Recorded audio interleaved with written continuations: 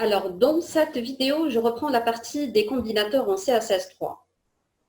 Alors ici, dans l'activité de point 1, on va mettre en évidence l'utilisation des combinateurs dans CSS3. La notion de combinateur, elle est très pratique, très utile pour améliorer l'écriture des règles CSS en fonction des balises sémantiques. Alors, voisin direct. A plus B veut dire que B est un voisin direct de A. J'explique ceci directement sur l'arborescence de l'activité 1.2. On a dans le body 4 balises descendantes, header, nav, UL et footer. Et là, par exemple, UL est un voisin direct de nav. Footer est un voisin direct à UL, mais c'est un voisin général à nav. Donc, il n'est pas direct. Donc là, on reprend. A plus B veut dire que B est un voisin direct de A. Alors, nav est un voisin direct de header, UL est un voisin direct de nav, footer est un voisin direct de UL. Concernant un voisin général, ici A tilde B veut dire que B est un voisin général. Alors, nav est un voisin général et direct de header, UL est un voisin général de header, footer est un voisin général de header. Maintenant, concernant la descendance, A supérieur B veut dire que B est un enfant. B est un enfant direct de A. Dans la balise UL, par exemple ici, LI est un enfant direct de UL. Table est un enfant direct de footer. A est un enfant direct de nav. Dans la balise, plutôt dans le combinateur AB, on parle de descendance. Ceci veut dire que B est une balise descendante de la balise A. Par exemple, ici dans footer, table est une balise enfant de footer. Par contre, span, c'est un descendant de footer. Alors, un exemple, dans la balise, par exemple, header ici, on a un seul enfant direct, donc un seul enfant, et 1, 2, 3, 4, 5, 6, 7 et 7 descendants, y compris bien sûr l'enfant direct. Voilà. Donc, ceci concernant les combinateurs. Dans le support ici, on peut voir plein d'exemples. Là, c'est un peu le CV revisité avec quelques mises en forme en CSS3. Alors, exemple d'application de cette arborescence sur l'exercice, c'est en fait, par exemple ici, en termes de voisin direct, on a notre nav qui est un voisin direct de header. Je rappelle à cet effet que dans header, il y a une image et du texte.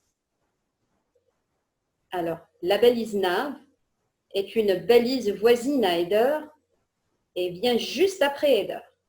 Dans cet exemple de règle CSS, on utilise ici un combinateur. Nous combinons la balise nav et header. L'utilisation de plus veut dire pas n'importe quelle nav, mais la nav qui vient juste après son voisin dans le même niveau de hiérarchie, header. Donc voilà, c'est ça l'idée. Ok, nous passons au combinateur avec le symbole tilde. A tilde B veut dire que B est un voisin général de A. Alors là, on va prendre en considération l'exemple de la balise sémantique footer. Alors ici, dans le footer, on a un tableau de 3 colonnes. Alors pour chaque colonne, on utilise la balise TD. Donc notre premier TD, deuxième TD et troisième TD. Dans cet exercice, nous cherchons le combinateur permettant de changer le background de la troisième colonne en rouge. Donc ici, on a les 3 TD. Pour désigner la première TD, nous utilisons footer et TD. TD est un descendant de footer. Pour désigner la deuxième colonne, nous utilisons TD plus TD. Le deuxième TD qui est voisin direct du premier TD. Et pour désigner la troisième TD, nous utilisons tilt, même plus ça marche aussi, pour dire que la dernière TD, qui est un voisin général de la deuxième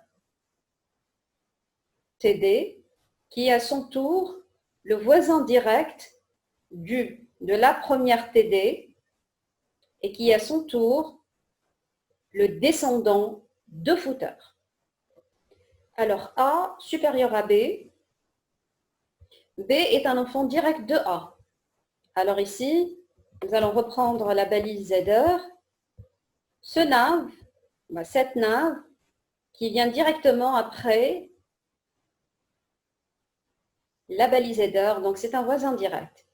Mais dans nav, il y a un enfant, c'est le A. Donc nav plus A.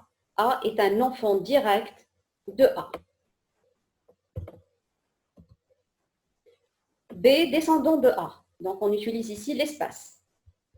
Alors dans cette balise, par exemple,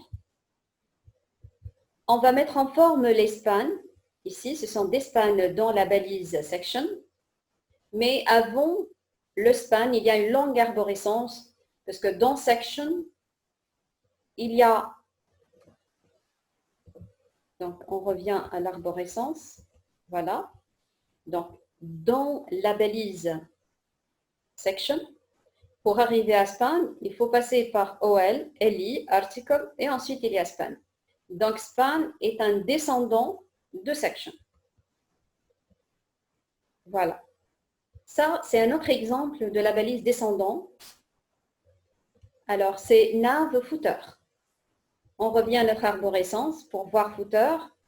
Voilà la balise nav. C'est une balise descendante de la balise footer.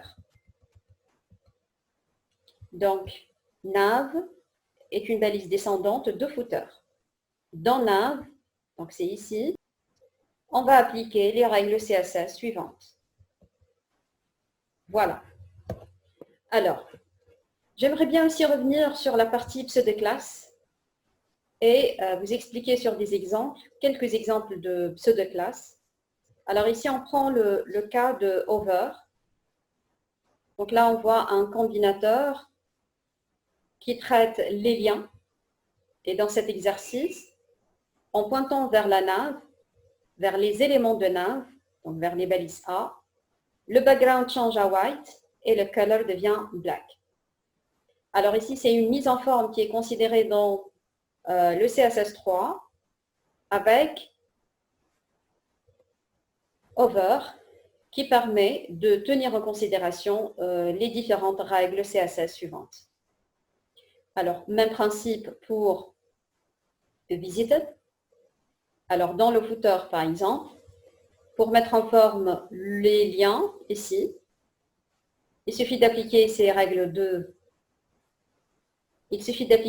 CSS en utilisant visited, c'est-à-dire tous les liens qui seront visités auront la mise en forme, donc background et color gris. Alors, j'aimerais bien aussi revenir sur les pseudo-éléments et avec la balise, plutôt avec le pseudo-élément first line. Alors, article first line. Alors ici, rappelons à cet effet qu'il y a des articles.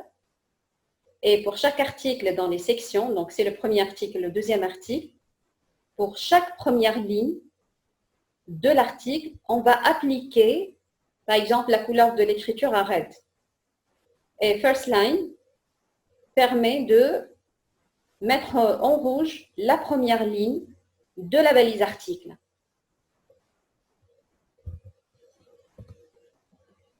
Un autre concept très important dans le CSS, c'est le cascading. En fait, l'interpréteur, quand il lit les balises, il les lit en profondeur.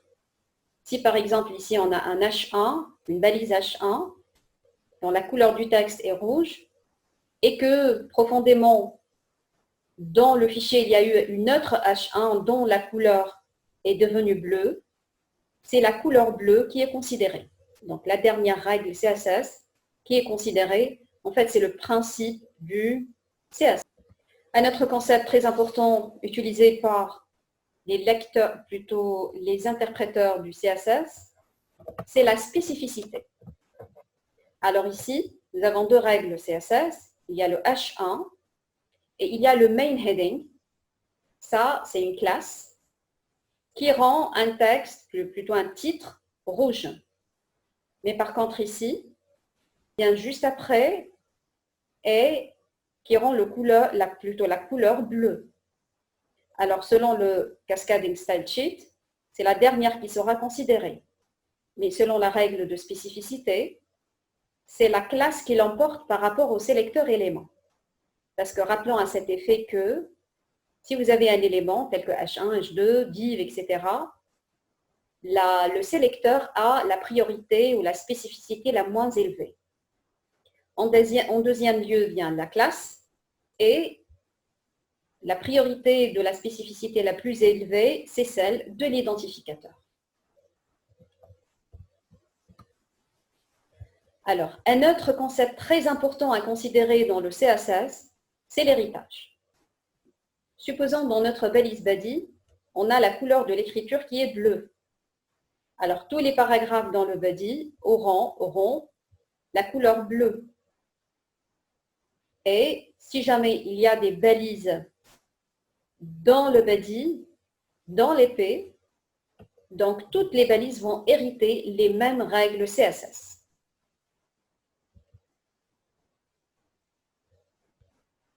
Alors ici, après le body, on applique le Cascading Style Sheet et span aura la couleur black. Donc là, on applique la lecture en profondeur, donc le cascading. Elle devient la couleur black. OK? Un dernier concept très important à considérer par les interpréteurs CSS, c'est l'utilisation de l'héritage d'une manière explicite. Concernant le mot-clé inherit. En effet, inherit constitue une valeur qui peut être utilisée pour qu'une propriété prenne la valeur de l'élément parent. Par exemple, ici, la balise A hérite la couleur bleue du body. Alors, le mot-clé initial applique la valeur initiale d'une propriété à un élément. En effet, la valeur initiale est fournie par le navigateur. Donc ici, la balise A applique la valeur par défaut par le navigateur utilisé. Maintenant, concernant le mot-clé inset. En effet, le mot-clé inset correspond à la combinaison des mots-clés initial et inherit. Ce mot-clé réinitialise la propriété afin que sa valeur soit la valeur héritée depuis l'élément parent ou soit la valeur initiale, s'il n'y a pas d'héritage dans ce cas. Autrement dit, d'une manière très simple, s'il y a héritage, ce mot-clé se comporte comme inherit, sinon, il se comporte comme initial. Donc ici, concernant cette balise A, si dans la balise parente, il y a une propriété définie, donc on va l'appliquer, sinon, on va appliquer la valeur par défaut du navigateur. Voilà concernant les mots-clés pour l'héritage explicite. Voilà la fin de ce cours. Alors, apprentissage CSS, il existe plusieurs outils sur Internet permettant d'apprendre le CSS autrement. Donc, n'hésitez pas à les parcourir, à jouer le jeu et à améliorer vos compétences en la matière.